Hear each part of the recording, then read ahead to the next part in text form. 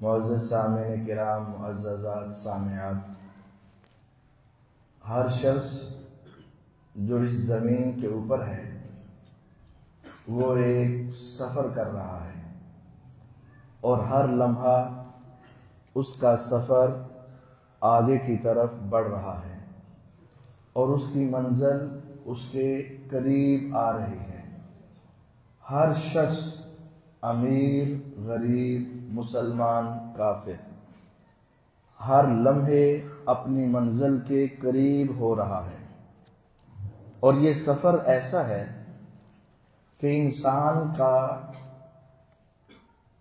وہ سفر جو اس کی مرضی کے بغیر ہو رہا ہے، اور یہ وہ سفر ہے جس کی منزل کا انسان کو اندازہ نہیں ہے کہ کب آ جائے، اور یہ وہ سفر ہے کہ جب منزل تک پہنچ گیا اس کے بعد دوبارہ اس کو اس سفر کی کوئی آپشن نہیں ملے گی، اور جو انسان اپنی منزل تک خیر کے ساتھ پہنچ گیا وہ انسان کامیاب و کامران ہوا، اور جو انسان اپنی منزل تک خیر کے ساتھ نہ پہنچ سکا وہ ناکام و نامراد ہوا۔ واپس آنے کا کوئی راستہ نہیں ہے، اور وہاں جا کر پھر ایسی منزل ہے جہاں ہمیشہ تک انسان نے رہنا ہے، اور وہ انسان کا آخری سفر ہے۔ اللہ رب العزت نے قرآن مجید فرقان حمید میں فرمایا، اِنَّا نَحْنُ نُحْيِي الْمَوْتَى وَنَكْتُبُ مَا قَدَّمُوا وَآثَارَهُمْ وَكُلَّ شَيْءٍ أَحْصَيْنَاهُ فِي إِمَامٍ مُبِينٍ، بے شک ہم ہیں جو مردوں کو زندہ کریں گے، ہر مرنے والے کو ہم دوبارہ زندگی دیں گے، اور ہم لکھ رہے ہیں جو انہوں نے آگے بھیجا اور جو انہوں نے پیچھے چھوڑا، اور روز قیامت عَلِمَتْ نَفْسٌ مَا قَدَّمَتْ وَأَخَّرَتْ، ہر جان کو پتہ چل جائے گا اس نے آگے کیا بھیجا اور اس نے پیچھے کیا چھوڑا۔ فَمَن يَعْمَلْ مِثْقَالَ ذَرَّةٍ خَيْرًا يَرَهُ وَمَن يَعْمَلْ مِثْقَالَ ذَرَّةٍ شَرًّا يَرَهُ، جو شخص ایک ذرہ برابر بھی نیکی کرے گا روز قیامت اسے دیکھ لے گا کہ اس کے سامنے، اور جو شخص ایک ذرہ برابر بھی گناہ کرے گا وہ بھی اسے دیکھ لے گا اور اس کی کتاب میں لکھا ہوا۔ مَا لِهَذَا الْكِتَابِ لَا يُغَادِرُ الصَّغِيرَةَ وَلَا كَبِيرَةً إِلَّا أَحْصَاهَا وَوَجَدُوا مَا عَمِلُوا حَاضِرًا، روز قیامت انسان کہے گا اس کتاب کو کیا ہوا، نہ کوئی صغیرہ اور نہ کوئی کبیرہ، چھوٹی چیز اور بڑی چیز، ہر چیز اس کے اندر درج ہے۔ وَوَجَدُوا مَا عَمِلُوا حَاضِرًا، جو عمل کیے سارے اس کے سامنے حاضر ہوں گے، سب نظر آئیں گے، وہ چھوٹی یا بڑی نیکی ہو یا چھوٹا یا بڑا گناہ ہو، ہر چیز، ہر عمل انسان کے سامنے پیش کر دیا جائے گا۔ یوم تجد کل نفس ما عملت من خیر محضرا وما عملت من سوء تود لو ان بینها وبینہ امدا بعیدا، اس روز جو انسان بھی نیکی کرے یا گناہ کرے اسے اپنے سامنے حاضر پائے گا، اور وہ انسان اس وقت نیکی کو دیکھ کے خوش ہوگا اور برائی کو دیکھ کر کہے گا لو ان بینہا و بینہ امدا بعیدا، کاش میرے اور اس گناہ کے درمیان لمبی مسافت ہوتی، میں نے کبھی اس گناہ کو دیکھا بھی نہ ہوتا۔ ہر انسان جو اس زندگی سے گزر رہا ہے وہ یا اچھائی کے کام میں یا برائی کے کام میں لگا ضرور ہے، حتیٰ کہ اگر ہم سمجھیں کہ یہ نہ نیکی کر رہا ہے نہ گناہ کر رہا ہے یہ تو درمیان میں ہے، وہ درمیان میں نہیں ہے، وہ بھی اپنا نقصان کر رہا ہے۔ اب ہمیں ضرورت اس بات کی ہے کہ ہم ایسے اعمال کر جائیں کہ ہم زندہ رہیں تو بھی ہمیں ثواب ہو، اور ہم اس دنیا سے چلے جائیں تو بھی ہمیں ثواب ہو۔ ایک وقت آئے گا ہماری یہ آنکھیں بند ہو جائیں گی، ہمارے دل کی حرکت رک جائے گی، ہماری نبض کا چلنا بند ہو جائے گا، اور ہمارا وجود ساکت ہو جائے گا، حرکت ختم ہو جائے گی، اور اس وقت ہمارا پورا وجود ہمیں کوئی فائدہ نہیں دے رہا ہوگا، اور انسان کے ساتھ اس کی قبر تک 3 چیزیں جائیں گی، ایک اس کا مال، اور ایک اس کی اولاد، اور تیسرا اس کے نیک اعمال۔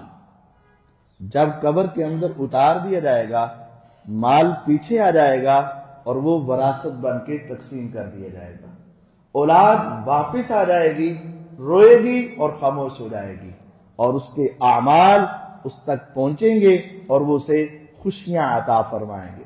رسول اللہ صلی اللہ علیہ وسلم کی حدیث ہے، قبر کے اندر ایک انسان کے سامنے خوبصورت نوجوان آئے گا، اور وہ کہے گا من انتا وجہک الوجہ لا یاتی الا بخیر، ارے تم کون ہو؟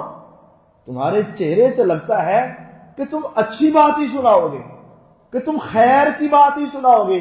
اور وہ کہے گا انا عملک الصالح، میں تیرے نیک اعمال ہوں، آج تمہیں اس قبر کی وحشت میں پریشان نہیں ہونے دیں گے، ہم تیرے ساتھ ہیں، اب تمہیں گھبرانے کی ضرورت نہیں ہے۔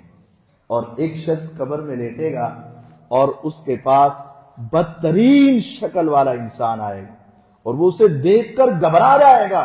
قبر کا اندھیرا، اس کی گھٹن، اس کی وحشت تو پہلے ہی کافی ہے، لیکن یہ بدترین شکل کا ایک انسان اس کے سامنے آئے گا، اور اسے دیکھ کر یہ گھبرا جائے گا اور پوچھے گا من انتا، ارے تم کون؟ وجہک الوجہ لا یاتی الا بالشر، تیرے چہرے سے لگ رہا ہے کوئی غلط کام ہی بتاؤ گے۔ وہ کہے گا انا عملک السیئ، میں تیری برائیاں ہوں جو تمہیں آج تکلیف دینے کے لیے یہاں جمع ہو چکی ہیں۔ سورۃ یاسین میں اللہ رب العزت نے یہ جو ارشاد فرمایا، انا نحن نحیی الموتى ونکتب ما قدموا وآثارهم، ہم مردوں کو زندہ کریں گے اور ہم لکھ رہے ہیں جو تم نے آگے بھیجا، جو آگے بھیجیں گے اور جو پیچھے چھوڑیں گے، ہم اسے لکھ رہے ہیں۔ ہمیں چاہیے کہ ہم اعمال کریں کہ ہماری آنکھیں بند ہو جائیں، ہمارے سارے رجسٹر کھلے رہیں، ہمارے دل کی دھڑکن بند ہو جائے، لیکن ہماری نیکیوں کا سلسلہ جاری رہے، ہمارے دنیا کے دروازے بند ہو جائیں لیکن نیکیوں کے دروازے کھلے رہیں، ہم زندگی میں بھی ایسے اعمال کر جائیں کہ ہمارے مرنے کے بعد بھی ان کا ثواب کبھی ختم نہ ہو۔ یہ صدقہ جاریہ کی شکلیں ہم پیدا کر جائیں۔ یقین جانیے جو کچھ ہم اس دنیا میں کرتے ہیں، اکثر ہم وہی اعمال کرتے ہیں جس کا فائدہ صرف دنیا تک ہے، حالانکہ ہمیں اعمال ایسے کرنے چاہیے جس کا فائدہ دنیا اور آخرت دونوں میں ہو۔ آپ غور کریں، یہ دنیا کی ریت ہے، دنیا کی سوچ بھی ہے۔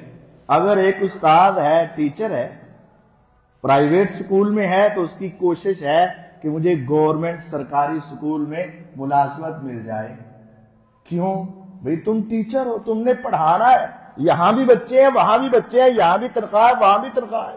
لیکن وہ کہتا ہے یہ پرائیویٹ کی تنخواہ جب تک زندہ ہوں ملے گی، پڑھاؤں گا ملے گی، اس کے بعد ختم۔ اور وہ ملازمت والا، گورنمنٹ والا یہ سمجھتا ہے کہ اگر میں نہ بھی رہوں تو میری بیوہ کو پینشن تو ملتی رہے گی نا، میں بوڑھا ہو جاؤں تو بعد میں سلسلہ تو جاری رہے گا نا۔ اس وجہ سے اس کی نظر وہاں ہے کہ جس کا اثر اور جس کا فائدہ بعد میں بھی جاری رہے۔ ہمیں اعمال ایسے کرنے ہیں کہ جن کا اثر اور جن کا فائدہ بعد میں جاری رہے۔ رسول اللہ صلی اللہ علیہ وسلم کی حدیث ہے، اذا مات الانسان انقطع عنہ عمله الا من ثلاث، جب انسان فوت ہو جاتا ہے اس کے عمل سارے ختم. نماز پڑھ رہا تھا اب ختم، روزہ رکھ رہا تھا اب ختم، زکات دے رہا تھا اب ختم، عمرے حج کر رہا تھا اب ختم، صدقہ جاریہ کر گیا تو اب 3 قسم کے اعمال اس کی وفات کے بعد بھی جاری رہیں گے. اب دنیا میں نہیں ہے، حتیٰ کہ اس کا نام و نشان بھی نہیں ہے، حتیٰ کہ اس کے خاندان والے لوگ بھی اسے نہیں جانتے. لیکن اگر اس نے اعمال اچھے کیے، پیچھے سے صدقہ اسے پہنچتا رہے گا اور ثواب جاری رہے گا. وہ 3 بھی دے، 3 چیزیں ہیں. الا من صدقۃ جاریہ او علم ينتفع به او ولد صالح يدعو له. سب سے پہلی بات یہ ہے کہ اپنی اولاد کی تربیت کریں، اپنی اولاد کو نماز پر لگائیں، اپنی اولاد کو دیندار بنائیں، اپنی اولاد کی خیر خواہی چاہیں اور اپنی اولاد کو نیک اعمال پہ لگا کر جائیں تاکہ وہ آپ کے بعد آپ کے لیے نیکی کا سبب بنتا رہے. اپنی اولاد کو نیکی پر لگائیں. ایک تو نماز پڑھائیں، قرآن پڑھائیں، قرآن کا ترجمہ پڑھائیں، دینی معلومات دیں اور اس کو اچھی تربیت کر کے اسلامی ماحول دیں. یہ تمہاری ذمہ داری ہے. اور جب تم اس دنیا سے چلے جاؤ یہ تمہارے حق میں دعا کرے. آج ہم اپنے آپ سے پوچھیں، کیا ہم نے اپنی اولاد کو اپنے جنازے کے لیے دعا بھی یاد کروائی ہے؟ نہیں یاد کروائی. سکول کی فکر ہے، کالج کی فکر ہے، اکیڈمی کی فکر ہے اور اس کے لیے ویگن لگائی ہے، سواری کا انتظام کیا ہے، ٹیچر کا انتظام کیا ہے، ہوم ٹیوشن رکھی ہے، لاکھوں روپے خرچ کیا ہے. اس کی زندگی سنور جائے. اس سے پوچھا ہے جب میں مر جاؤں گا چارپے پہ پڑا ہوں گا، بیٹا تو میرے لیے کیا جملے بولے گا، سنا تو صحیح. نہیں ہے، نہیں ہے. اکثریت کو نہیں ہے، اکثریت کو نہیں ہے کہ میں اس دنیا سے چلا جاؤں تو میرے پیچھے کیا کہے گا. نہیں یاد کروائی ہم نے. اور حدیث کیا ہے؟ رسول اللہ صلی اللہ علیہ وسلم فرماتے ہیں بندہ جنت میں ہوگا، جنت میں، اور ایک دم سے اس کا درجہ رینک بڑھا دیا جائے گا. وہ بندہ کہے گا یا رب اب اچانک میرا درجہ کیسے بڑھ گیا؟ یوں کہیں دنیا کا گریڈ، میں تو 16ویں گریڈ کا تھا، میں 18ویں گریڈ میں کیسے پہنچ گیا؟ میرا 21واں گریڈ کیسے ہو گیا؟ کہا جائے گا بھی استغفاری ولدک لک، تو جو پیچھے اولاد چھوڑ کے آیا ہے نا، جو اسے پڑھا کر آیا ہے نا، جو اسے سکھا کر آیا ہے نا، جس راستے پہ لگا کر آیا ہے، آج تیری اولاد نے تیرے لیے وہ کلمات بولے ہیں، تیرے استغفار کے جملے بولے ہیں، تیرے لیے رب سے معافی مانگی ہے. رب نے تیری اولاد کی وجہ سے تیرے جنت کے درجات کو بلند کر دیا ہے. یہ ہماری ذمہ داری ہے. ٹھیک ہے اپنی اولاد کو اچھا کھلاؤ، اچھا پلاؤ، اچھا پہناؤ، اپنے اعتبار سے تم اپنے ذہن کے اعتبار سے اچھی پڑھائی کراؤ، لیکن تمہاری ذمہ داری ہے کہ اپنی اولاد کی سب سے بڑھ کر اچھی تربیت کرو. اس اولاد کو دین کے راستے پہ لگا کے جاؤ، شریعت کے راستے پہ چلا کے جاؤ اور اس کو اچھی مت دے کر جاؤ اور اپنی اولاد کو اپنے لیے تیار کرو. دعائیں یاد کرو، خدا را اسے دین سے جوڑو. دوسرا او علم ينتفع به، وہ علم جس کا فائدہ اٹھایا جائے، وہ علم جس کے بعد اس کا سلسلہ جاری و ساری رہے. اس کی ایک شکل علماء ہے. آپ اپنے بچوں کو عالم بنائیں. آپ غور کریں، آج ایک تقریر کر رہا ہے، سینکڑوں لوگ سن رہے ہیں. سینکڑوں میں جتنے بھی عمل کریں گے ان سب کا ثواب اکٹھا کر کے ہمارے نامہ اعمال میں رکھ دیا جائے گا. کیا آپ کی اولاد کیا ہے؟ 1 بیٹا، 2 بیٹے، 3 بیٹے، 4 بیٹے. اگر تمہیں 3 بیٹوں کا ثواب پہنچ رہا ہو اور جب بندہ جنت میں جائے 3 کا ثواب پہنچ رہا ہے، کیا یہ جی نہیں چاہتا 30 کا ثواب آئے، 300 کا ثواب آئے، 3000 کا ثواب آئے، 3 لاکھ کا ثواب آئے؟ دنیا کے اندر کہتے ہو جتنی بھی ترقی ہوتی جائے چلتے جاؤ، دین کے اندر بھی ترقی یہ ہے اپنے بچے کو دین کا عالم بناؤ. جب وہ درس دے گا، جب وہ جمعہ پڑھائے گا، جب وہ دین کی بات کرے گا، جب وہ آگے پھیلائے گا، ان تمام کے ثواب کو اکٹھا کر کے تمہارے نامہ اعمال میں رکھ دیا جائے گا. اور علم ينتفع به، علم، اپنی اولاد کو علم پڑھاؤ. دوسری شکل یہ ہے، آپ علم جو ہے آج ہر آدمی اس کو پھیلا سکتا ہے اور وہ آگے تک چل سکتا ہے کہ آپ موبائل ہے آپ کے پاس، روزانہ سٹیٹس تو لگانا ہے تم نے، گانے کا لگا لیا، ہنسی مذاق کا لگا لیا، شعر و شاعری کا لگا لیا، یا عجیب و غریب چیزوں کے تم نے لگا لیے. اگر تم چاہو تو تمہارے موبائل میں قرآن بھی ہے، تم ایک طرف سے لے کر قرآن کی ایک ایک آیت روزانہ سٹیٹس پہ لگا دو. تمہارے پاس صحیح بخاری ہے، اس کی ایک ایک حدیث روزانہ لگا دو اور آگے اس کو شیئر کرو. یقین جانیے تم نہیں جانتے ہوگے کہ یہ تمہارا سلسلہ کہاں تک پہنچ گیا. کوئی بندہ ایک مرتبہ بھی پڑھے گا ثواب ہوگا، اور ہو سکتا ہے کہ کسی کے دل پہ اثر کر جائے اور اس کی زندگی بدل جائے. کل کی بات ہے، کل کی بات ہے، ایک بھائی نے مجھے بتایا کہ ہم بیٹھے تھے اور ہمارے پاس اخبار آیا اور اخبار کے اوپر ایک آیت لکھی ہے، قرآن کا ترجمہ جو لکھا ہوتا ہے نا، تو ہم 3 بندے بیٹھے، اس کے اوپر آیت لکھی، ہم نے پڑھا. قرآن مجید ہے اور اللہ تعالیٰ فرما رہے ہیں قُلْ لَا يَعْلَمُ مَنْ فِي السَّمَاوَاتِ وَالْأَرْضِ الْغَيْبَ إِلَّا اللَّهُ. کہہ دو اے پیغمبر علیہ السلام، آسمان و زمین میں اللہ کے سوا کوئی غیب نہیں جانتا. تو ہم 3 بندے بیٹھے، ہم نے پڑھا یہ قرآن ہے، قرآن کہہ رہا ہے کہ غیب اللہ کے سوا کوئی نہیں جانتا. اور ہمارے مولوی صاحب تو کہتے ہیں کہ غیب جانتے ہیں، بزرگ بھی اور حضور بھی. تو ہم اخبار پکڑی اور قاری صاحب کے پاس چلے گئے. قاری صاحب کہا قاری صاحب اللہ کے سوا کوئی غیب جانتا ہے؟ کہتے ہاں جانتا ہے. تو ہم نے کہا یہ اخبار ہے، اس میں یہ آیت لکھی ہے. تو قاری صاحب نے کہا تانوں اخبار کہنے دیتی ہے؟ ہم کہا جو دینے آتا ہے اسی نے دی ہے. اس نے کہا اخبار ہی ہے نا، اخبار ہی ہے، یہ اخبار ہی ہے، یہ اخبار ہے، یہ اخبار ہے. قاری صاحب اخبار کے اوپر قرآن لکھا ہے. کہتے قاری صاحب تو نہیں مانے، لیکن ہم 3 افراد کو اللہ نے ہدایت دے دی اور ہمارا عقیدہ بدل گیا. تم بھی دین آگے پھیلا سکتے ہو. تم نہیں جانتے کہ تمہاری ایک ایک آیت تمہارے لیے کتنا بڑا صدقہ جاریہ بن سکتی ہے. اور علم ينتفع به، غلط چیزوں سے بچ جاؤ، ہنسی مذاق اور ٹوٹکے سب چھوڑ دو. اپنے موبائل کا صحیح استعمال کر کے اپنے لیے صدقہ جاریہ بنا سکتے ہو تم. اور تیسری بات، او صدقۃ جاریہ، یا کوئی صدقہ جاریہ کر جاؤ، ایسا صدقہ جو تمہارے بعد بھی جاری رہے. وہ صدقہ جاریہ کیا ہے؟ ایک اور حدیث میں رسول اللہ صلی اللہ علیہ وسلم نے اس کی 7 شکلیں بیان فرمائی. ان مما يلحق المؤمن بعد وفاته من عمل، مومن اپنے اس دنیا میں جانے کے بعد جن چیزوں کا ثواب اسے ملتا رہتا ہے وہ 7 چیزیں ہیں. 7 چیزیں ہیں جس کا ثواب مومن کو اس کی وفات کے بعد بھی ملتا رہتا ہے. آپ نے فرمایا علما علمہ فنشر، وہ علم جو اس نے سیکھا آگے سکھایا اور نشر کیا.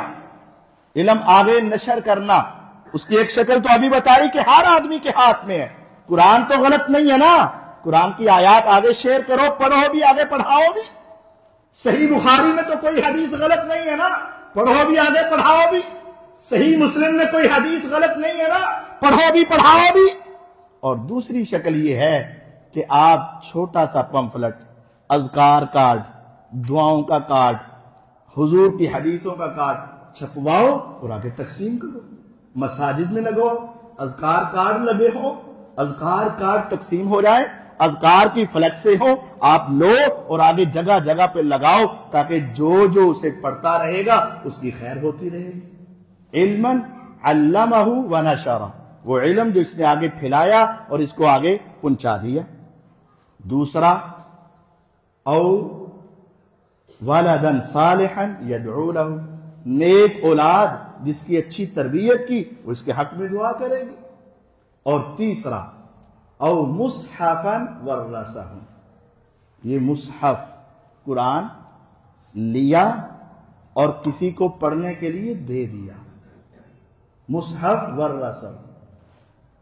آج مساجد میں قرآن پڑھے ہوئے ہیں. ایک وقت تھا، ہوتا تھا، آپ بھی جانتے ہیں، یہاں کی صورتحال بھی بدل ہی چکی ہوگی. پہلے فجر کے بعد 20 لوگ بیٹھ کر ریلے بھی ہوتی، قرآن بھی ہوتا، نماز کے بعد تمام افراد اکثریت قرآن پڑھ کے پھر گھر جاتی تھی. قرآن کیا ہے، سلام پھیرا اور چلے گئے. اکثر تو پڑھتی نہیں، جو پڑھتی ہے اس کو بھی یہ ہے کہ میں قرآن اپنے موبائل پہ پڑھ لوں گا. لیکن آج ایک جگہ ایسی ہے جہاں آج بھی مصحف کی ضرورت ہے، جہاں قرآن کی ضرورت ہوتی ہے، اور وہاں جہاں حفظ کی کلاسیں لگ رہی ہیں، شعبہ حفظ جاری ہے. آپ ان بچوں کو قرآن لے کر دے دو. مسجد میں رکھنا ثواب ہے لیکن پڑھتا نہیں ہے کوئی بھی، الا ماشاء اللہ. شاید کہ پورے سال میں ایک قرآن سے ایک مرتبہ بھی پورا قرآن نہ پڑھا جائے. حقیقت بتا رہا ہوں کہ یہ تم نے لے کر رکھ دیا، تمہیں ثواب مل گیا، لیکن اول سے آخر تک شاید پورے سال میں ایک مرتبہ بھی نہ پڑھا جائے. لیکن اگر تم چاہتے ہو کہ تمہارا قرآن دیا ہوا روزانہ ہی پڑھا جائے اور کئی کئی پارے پڑھے جائیں، تو مسجد میں حفظ کی کلاس ہے، ان کے قاری صاحب سے رابطہ رکھو اور کہو مجھے ضرورت ہے، بچوں کو ضرورت نہیں، مجھے ضرورت ہے. میرا 500، میرا 1000، میرا 2000 روپیہ مجھے ضرورت ہے، میں لے کر دے دوں. طلبا کو پوچھا کرو، قاری صاحب کسی بچے کو قرآن چاہیے، میں لے کر دیتا ہوں. کعبے کے رب کی قسم، تیرے 1000 کی کیا اوقات ہے، لے کر دے دے. بچہ جب تک وہ قرآن پڑھتا رہے گا اور جب وہ یاد کر جائے گا، اس قرآن سے حفظ ہو گیا، اسی قرآن سے تو نے 1000 دیا، ختم ہوا. لیکن بچے نے قرآن پڑھ کے یاد کر لیا، ساری زندگی جب تک وہ قرآن پڑھتا رہے گا اسے تو ثواب ملنا ہی ملنا ہے. تجھے چند پیسے دے کر ساری زندگی کا ثواب مل جائے گا. سوچو، تصور کرو کہاں تک گیا. او مصحفا ورثہ او مسجدا بناہ، مسجد بنائی اور اللہ کے نام کے اوپر بنائی. من بنا للہ مسجدا، ایک ہوتا ہے من بنا مسجدا جس نے مسجد بنائی، ایک ہے من بنا للہ مسجدا جس نے اللہ کی خاطر مسجد بنائی. دونوں میں فرق ہے. حدیث میں یہ نہیں آیا کہ جس نے مسجد بنائی اسے جنت مل گئی، نہیں، فرق ہے، فرق. من بنا مسجدا، جس نے بھی مسجد بنائی اللہ اس کے لیے جنت میں گھر بنایا گیا نہیں ہے. من بنا للہ مسجدا، اللہ کا نام پہلے ہے، مسجد بعد میں ہے. نیت پہلے ہے، مسجد بعد میں ہے. جس کی نیت خالص ہوئی، اللہ کی خاطر مسجد بنا دو، ایک مرتبہ مسجد بنا دو. فرمایا بن اللہ لہ بیتا فی الجنہ، اللہ اس کے لیے جنت میں محل کا وعدہ بھی کرتا ہے، گھر کے بدلے گھر بھی مل جائے گا. اور سوچو، ایک بندہ نماز پڑھے 1 کو ثواب، اور 2 پڑھے تو 2 کا ثواب، اور تیری مسجد میں 100 پڑھیں تو 100 کا ثواب، اور 100 روزانہ 5 پڑھیں تو کتنے ہزاروں کا ثواب. اور پھر یہ ساری زندگی چلتا رہے اور تیرے مرنے کے بعد بھی چلتا رہے تو کتنا ثواب. اب یہی تصور کیجئے کہ یہ مسجد ہے جن لوگوں نے اس وقت محنت کر کے بنا دی، آج بھی اس دنیا میں نہیں ہے، سینکڑوں لوگوں کی ہدایت کا ذریعہ بن رہی ہے. ہمیں بھی ثواب ہے تو ان کو بھی ثواب ہے. ہم یہاں پڑھ رہے ہیں، ہمیں بھی ثواب ہے، ان کو بھی ثواب ہے. اور جب تک یہ جاری رہے گی قیامت تک، جس نے یہ ٹکڑا لے کر دے دیا، اکثر جانتے ہوں یا نہ جانتے ہوں، اور اگلی نسلیں جانیں یا نہ جانیں، لیکن یہ ثواب اس رب کے علم میں ہے اور ان کے کھاتے میں پہنچتا جا رہا ہے. او مسجدا بناہ، مسجد بنا دی اللہ کے لیے. او بیتا لابن السبیل بناہ، چوتھی بات یہ ہے کہ مسافر خانہ بنا دیا. مسافر ہیں، ان کو سائے کی جگہ چاہیے، سایہ لگوا دیا. مسافر ہیں، بیٹھنے کی جگہ چاہیے، بیٹھنے کی جگہ بنا دی. مسافر ہیں، رات ٹھہرنا چاہتے ہیں، ٹھہرنے کی جگہ بنا دی. تم نے کوئی ایسی جگہ بنا دی جب تک وہ مسافر خانہ ہے وہ تمہارے حق میں اجر اور ثواب بنتا رہے گا. تم اس دنیا میں نہیں ہو اجر ملتا جائے گا. حدیث ہے او نہرن اجراہ, یا کوئی اس نے نہر جاری کروا دی, نہر بنوا دی. نہر کا مطلب پانی, کنواں. آج کل کے دور میں کنواں لگوا دیا, اور اگر کنواں نہیں تو واٹر فلٹر پلانٹ لگا دیا. لوگوں کے لیے ثواب اور صدقے کا اجرا ہو گیا. رسول اللہ صلی اللہ علیہ وسلم نے یہ شکلیں ارشاد فرمائیں اور آخر میں جملہ فرمایا او صدقۃ اخرجها من مالہ فی صحتہ وحیاتہ, کوئی بھی صدقہ جو اس نے اپنے مال سے اپنی صحت اور اپنی زندگی کے اندر نکال دیا, جو بات پیچھے جاری رہا, ہمیشہ اس کا اجر اس کو ملتا رہے گا. میں اس حدیث کو پڑھ رہا تھا, مسند سنن ابن ماجہ کی یہ روایت ہے, 7 چیزیں اس میں بیان ہوئی ہیں. میں اس کو سوچ رہا تھا اس حدیث کو آپ کو سنانے کے لیے, تو میرے ذہن میں ایک بات آئی تو آپ سے شیئر کرنا چاہتا ہوں. اگر کوئی شخص چاہتا ہے یہ 7 چیزیں مجھے ایک جگہ میں مل جائیں, 7 چیزیں جو حدیث میں آئے ہیں, 7 عمل, اور جس طرح دنیا میں ہوتی ہے نا, ایک عام کوالٹی لوکل اور ایک ایکسپورٹ کوالٹی, صدقے بھی کس میں ہیں, ایک عام اور ایک ایکسپورٹ, اعلیٰ کوالٹی. تم نے پانی پلانا ہے, ایک عام بندے کو پلاؤ تمہیں ثواب ملے گا, اور ایک اللہ کے ولی کو پلاؤ تو ثواب زیادہ ملے گا. یار نیک ہے, مسلمان ہے, توحید پرست ہے اور نیک ہے, اس کو زیادہ ثواب ملے گا. ایک تم عام غریب کو دو اور ایک توحید پرست مسلمان اللہ کے ولی غریب کو دو, تمہیں فرق پڑے گا. حدیث میں آتا ہے فرق پڑتا ہے. اگر تم 7 چیزوں کو دیکھو, ایک چھت تلے تم 7 چیزیں اور اعلیٰ کوالٹی کی کرنا چاہو تو اس کے لیے تمہیں مساجد اور مدارس ملیں گے. اب 7 چیزوں کو دیکھو. سب سے پہلی چیز کہ مومن کو اس کے جانے کے بعد اس کا ثواب ملتا ہے, علم ہے جو اس نے آگے پھیلا دیا. اور آج علم کی سب سے بڑی جگہ کون ہے؟ مدارس ہے. مدارس ہے جہاں قرآن پڑھا جاتا ہے, پڑھایا جاتا ہے, دین سیکھا جاتا ہے, سکھایا جاتا ہے. اور اللہ کی قسم اس روئے زمین پر علم صرف وہی ہے جو قرآن کا علم ہے اور حدیث کا علم ہے. اس کے علاوہ کوئی علم نہیں ہے. باقی سارے فن ہیں. یہ بھی ایک الگ سے ظلم ہے کہ سکول کے اوپر لکھ دیا جاتا ہے ربی زدنی علما. یہ الگ سے ظلم ہے کہ کالج کے باہر لکھ دیا جاتا ہے علم ایک ایسی دولت ہے جو لازوال ہے. وہ سارے فن ہیں.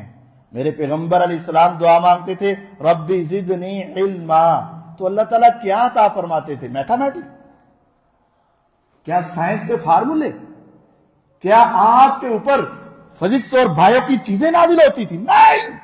آپ کے اوپر ربی زدنی علما کے بعد کیا آتا تھا؟ آسمان سے وحی آتی تھی. وہ فن ہیں, وہ ہنر ہیں, وہ درست ہیں, وہ دنیا کے لیے ہیں, ہمیں اس کی ضرورت ہے. لیکن ان دونوں کو اکٹھا کرنا یہ غلط ہے. علم صرف قرآن اور حدیث کا نام. اگر تم چاہتے ہو علم, پہلا صدقہ جاریہ تمہیں مدارس میں ملے گا. دوسرا والد صالح یدعو لہ, اولاد, اپنی اولادوں کو مدارس میں داخل کروا. نہیں اپنی اولاد, کسی ایک بچے کا خرچہ اٹھا لو, کسی ایک بچے کو پڑھا دو. محلے کا ہی ہے, اس کو تیار کر کے ذہن میں لے جاؤ, چچے کا بیٹا, تائے کا بیٹا, کزن, کوئی لے جاؤ. مجھے یاد ہے میرے استادوں نے مجھے بتایا تھا, ایک شخص مولوی چراغ دین صاحب, آپ میں سے کسی کو بھی نہیں پتا ہوگا, مجھے بھی نہیں پتا, مولوی چراغ دین صاحب عبد الحق صاحب کے پاس آئے. اے تیرے منڈے نے 5 کلاساں پڑھ لی ہیں, ان کی کرنا ہے. کہتے ہیں میرے پاس آگے پڑھانے کے لیے پیسے نہیں ہیں, میرے ساتھ برتن بنائے گا. گجرانوالے کے رہائشی برتن سرامکس وغیرہ کا سارا نظام.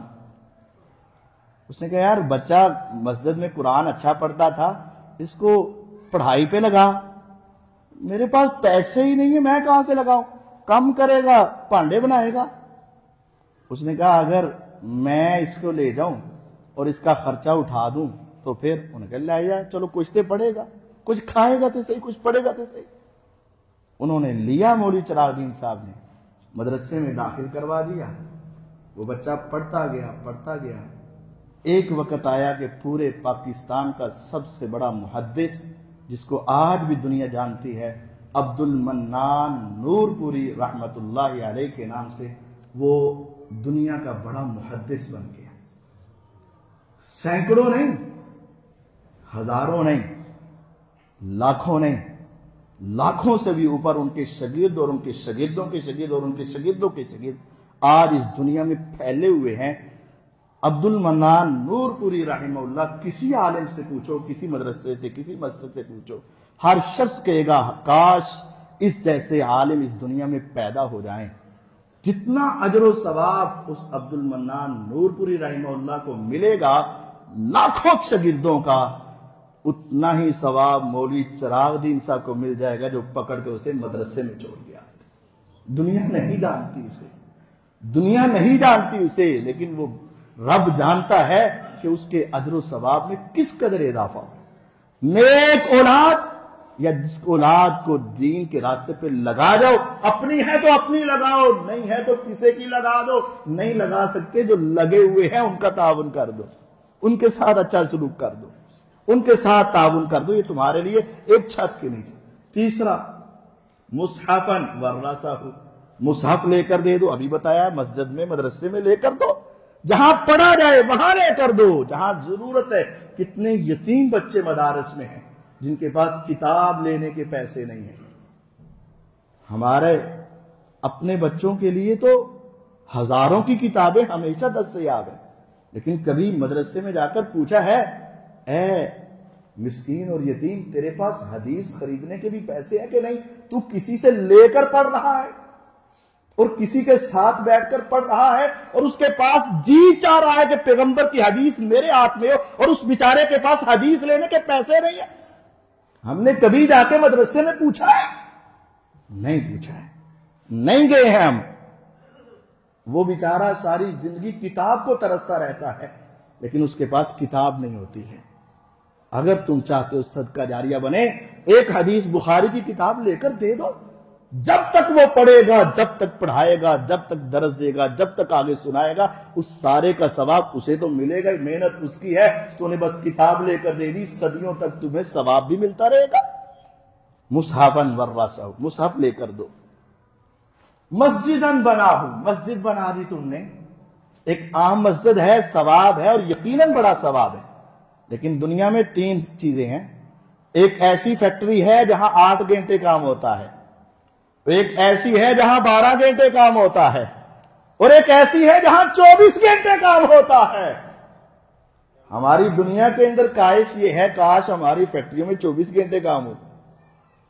مسجد ہے، صرف نماز پڑھی، تالے لگ گئے، 8 گھنٹے کام ہو رہا ہے۔ مسجد ہے، صبح شام کلاسیں ہوئی، تھوڑی سی ترجمہ کلاس ہو گئی، تھوڑی سی درس ہو گئی، 12 گھنٹے کام ہو رہا ہے۔ اور اگر آپ مدرسے کی مسجد بنا دیں، مدرسے کی مسجد ہے، 24 گھنٹے کام ہو رہا ہے، وہاں قرآن بھی پڑھا جا رہا ہے، حدیث بھی پڑھی جا رہی ہے، نماز بھی پڑھی جا رہی، وہاں لوگ رہ بھی رہے ہیں اور دین سیکھ رہے ہیں، 24 گھنٹے کا ثواب تمہیں مل رہا ہے۔ یہ سارے ایک چھت کے نیچے تمہارے پاس آ جائیں۔ اور اس سے آگے مسافر خانہ بنا دیا تم نے۔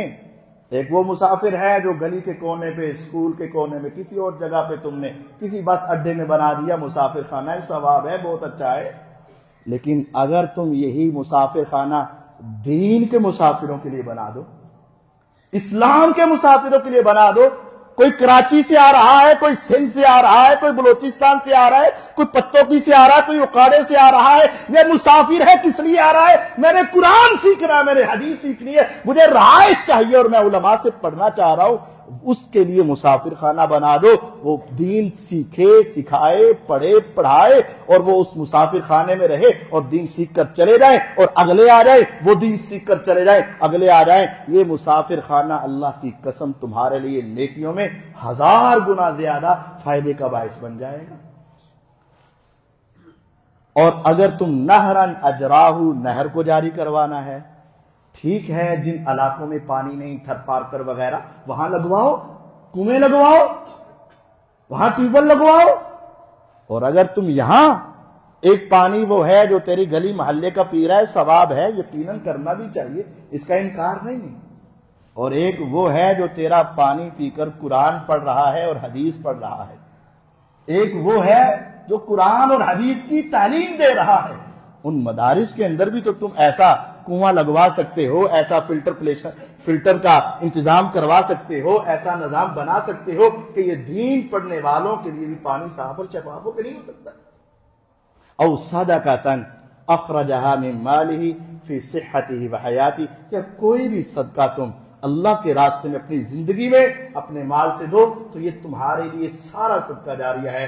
اگر نیک اعمال ہیں تو یہ صدقہ جاریہ اس دنیا میں ہو تب بھی، نہیں ہو تب بھی پیچھے سے تمہارے لیے جاری رہے گا. ان 7 چیزوں کو اپنے دل و دماغ میں بٹھائیں اور ان کو ہمیشہ کرنے کی کوشش کریں. زندگی کا علم نہیں کب ختم ہو جائے.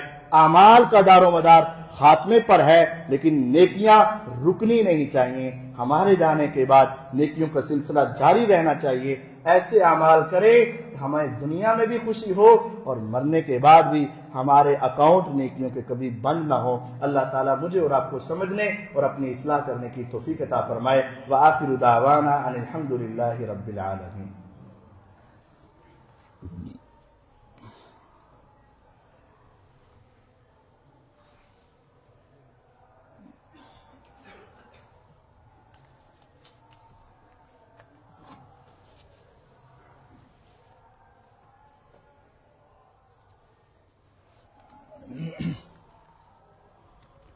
ان الحمد لله نحمده ونستعينه ونستغفره ونعوذ بالله من شرور انفسنا ومن سيئات اعمالنا. من يهده الله فلا مضل له من يهده الله فلا مضل له ومن يضلل فلا هادي له. اشهد ان لا اله الا الله وحده لا شريك له واشهد ان محمدا عبده ورسوله صلی اللہ علیہ وسلم. انسان اس زندگی میں جو عمل کرے گا روز قیامت اس کے سامنے وہ حاضر کر دیے جائیں گے. نیک اعمال ہوں یا برے اعمال ہوں، صغیرہ ہوں یا کبیرہ ہوں، ہر شخص اپنا نامہ اعمال اس روز کھلا ہوا پائے گا. اقرأ کتابک کفا بنفسک اليوم علیک حسیبا. خود ہی پڑھ لے اور خود ہی فیصلہ کر لے، تم خود بتاؤ گے کہ ہمارا نامہ اعمال کیسا رہا. اگر انسان اپنے نامہ اعمال کو سنوارنا چاہتا ہے، بہتر بنانا چاہتا ہے، تو ہر وقت اعمال کی فکر ہو اور اعمال میں سے بھی ایسے اعمال جو صدقہ جاریہ بن جائیں، انسان کے جانے کے بعد بھی ان کا سلسلہ جاری و ساری رہے، ایسے اعمال کرنے کی کوشش کرنی چاہیے. سوال ہے، ایک بندے کی بیوی فوت ہو گئی، اس کے بچے بھی ہیں، دوسری شادی کر لی، دوسری بیوی کے پاس سے بھی بچے آئے، تو کیا ان دونوں کے آپس میں نکاح ہو سکتے ہیں؟ خاوند تھا، اس کی پہلی بیوی سے کچھ اولاد ہے، اب وہ فوت ہو گئی، دوسری بیوی سے نکاح کیا عورت سے، اس عورت کے پہلے خاوند سے اولاد ہے، تو جی ہاں ان دونوں کا، ان بچوں کا آپس میں نکاح ہو سکتا ہے، کیونکہ ان کا سلسلہ نسب الگ الگ ہے، تو ان کا آپس میں نکاح ہو سکتا ہے، کوئی حرج نہیں. کیا روافظ کے پیچھے نماز جنازہ پڑھ سکتے ہیں؟ اپنے اپنے دل کی بات ہے. جو قرآن کو نہیں مانتا یا صحابہ کو نہیں مانتا، اگر تمہارا جی چاہتا ہے تو ان کا جنازہ پڑھو اور ان کے پیچھے پڑھو. اب تو تمہارے ایمان کا حساب ہے، اگر جی چاہتا ہے تو پڑھ لو. لیکن ہم تو اس شخص کا جنازہ نہیں پڑھتے جو میرے نبی کے صحابہ کو نہیں مانتا، اور ہم اس شخص کا جنازہ نہیں پڑھتے جو اس قرآن کو سچا نہیں مانتا، جس کا عقیدہ یہ ہے کہ یہ قرآن تبدیل ہو گیا ہے، جس کا عقیدہ یہ ہے کہ نعوذ باللہ صحابہ مسلمان نہیں تھے، جس کا عقیدہ یہ ہے کہ جو ہمارا امام ہے وہ نبیوں سے افضل ہے، اور جس کا عقیدہ یہ ہے کہ کائنات کا نظام تو امام چلا رہے ہیں، رب نہیں چلا رہا، آپ نے اس کے لیے پڑھنا ہے تو پڑھ لے، ہمارا جی نہیں چاہتا۔ حق مہر میں اگر پلاٹ لکھ دیا جائے اور بیوی خلا لے لے تو کیا حق مہر دینا چاہیے؟ نہیں، خلا جب ہوتا ہے تو اس وقت حق مہر واپس ہو جاتا ہے، تو اب وہ پلاٹ واپس آ جائے گا۔